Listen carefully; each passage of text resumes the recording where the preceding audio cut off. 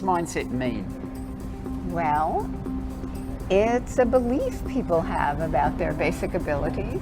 When you're in a fixed mindset, you believe your basic abilities are just fixed. You have a certain amount and that's it.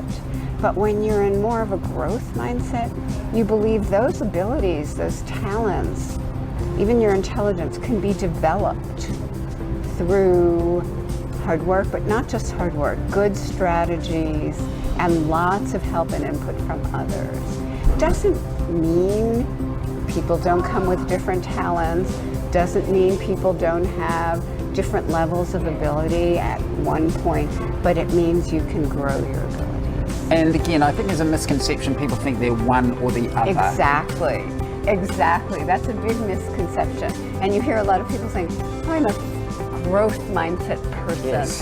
And it turns out that we're all a mixture, often depending on the environment we're in. So maybe you're often in a mindset of growth, but maybe when you're asked to go out of your comfort zone, or you hit an obstacle, or you meet someone who's a lot better than you at something you thought you were really good at, whoops, that could put you into more of a fixed mindset.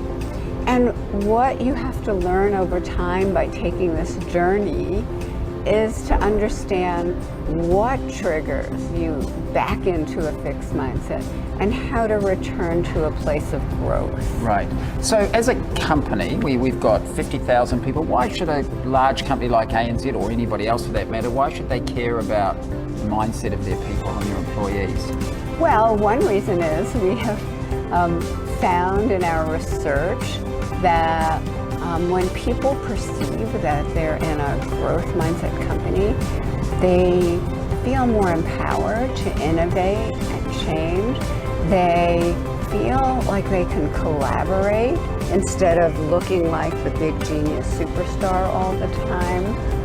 And so it creates a culture of wanting to grow, and also a feeling that you have permission to grow. If you take on a risk and it doesn't quite work out, you believe the company has your back. So it's creating a setting of what you would call agility, ready to be out of your comfort zone, ready to change, which is, as we know, what the world needs right now. Because it's true, isn't it? A lot of companies, I imagine, or I know because I've visited many of them, the growth mindset or the innovation or those are the people over there somewhere. That's not for everybody, you know. Mm-hmm. There are some special people who are allowed to do that, but in the company, the rest of us just kind of have to follow the rules. Yes.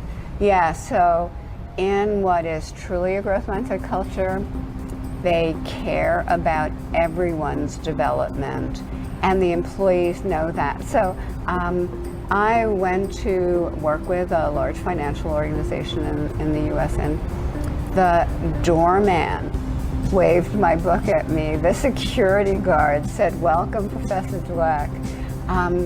Security people were signing up for interdisciplinary projects. So they knew that their growth was valued at the company as much as anyone else's, and it was beautiful. And in terms of your research, do you look at companies, and have you tracked success and say, gee, those companies that I feel have a good growth mindset are really investing in this? Is there evidence to date that that does actually make a difference? We are so excited about that possibility, and with Mary Murphy, we just began to study 150 startup companies to see what the culture, the mindset culture that's being created by the founders and CEOs, and then we're following their success over time. So that'll be really interesting.